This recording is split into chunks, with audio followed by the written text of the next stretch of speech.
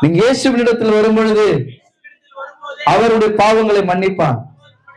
வேதம் சொல்லுகிறது, தன் பாவங்களை மறைக்கிறவன் வாழ்வடைய மாட்டான், அறிக்கை செய்து விட்டு விடுகிறவனோ இரக்கம் பெறுவான் என்று சொல்லி, உடைய பாவங்களை இயேசுவினிடத்தில் அறிக்கை செய்து விட்டு விடுவீர்கள் என்றால் உங்க வாழ்க்கையில ஒரு நிம்மதி பிறக்கும், ஒரு சமாதானம் பிறக்கும்.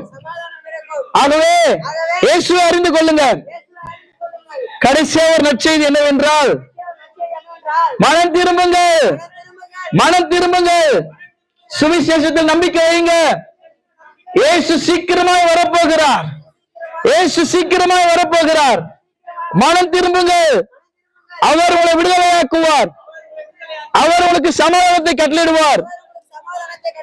நீங்க இருக்கிற இடத்திலே அமர்ந்து கொள்ளுங்கள், இருதயத்தில் கை வைத்துக் கொள்ளுங்க.